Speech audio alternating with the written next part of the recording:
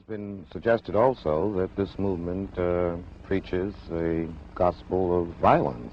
No, the black people in this country have been the victims of violence at the hands of the white man for 400 years.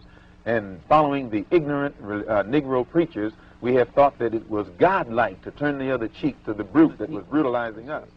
Well, Reverend Martin Luther King preaches a doctrine of nonviolent insistence upon the rights of the American Negro.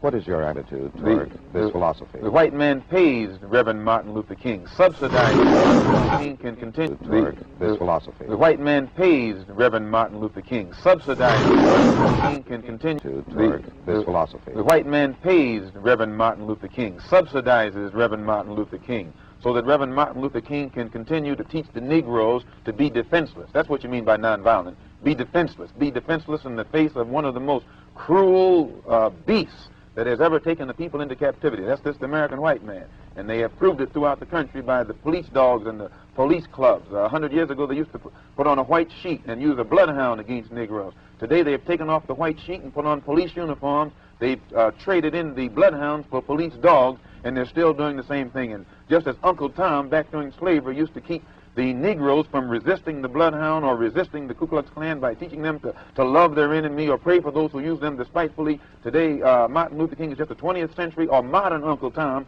or a religious Uncle Tom who is doing the same thing today to keep Negroes defenseless in the face of attack that Uncle Tom did on the plantation to keep those Negroes defenseless in the face of the attacks of the Klan in that day.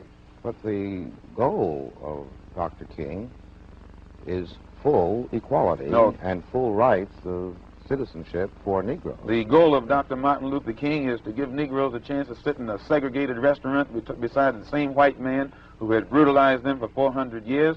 The goal of Dr. Martin Luther King is to get Negroes to forgive the people who have brutalized them for 400 years by lulling them to sleep and making them forgetting what those whites have done to them. But the masses of black people in America today don't go for what Martin Luther King is putting down. As you said in one of your articles, it's psychologically insecure or something of that sort. I forget how you put it.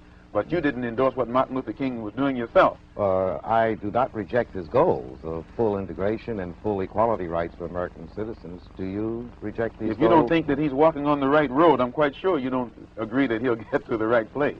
And if you would classify his method as psychologically unrealistic, I think that if a man's method is psychologically unrealistic, which means the road or the means or the method that he's using, I think as a psychologist, you'd be very doubtful that he would reach the right goal. There is one correction, Mr. Malcolm, I'd like to make here. In that same piece that you're quoting from, I said that his methods are effective. His philosophy of love of the oppressor, I thought, was psychologically burdensome.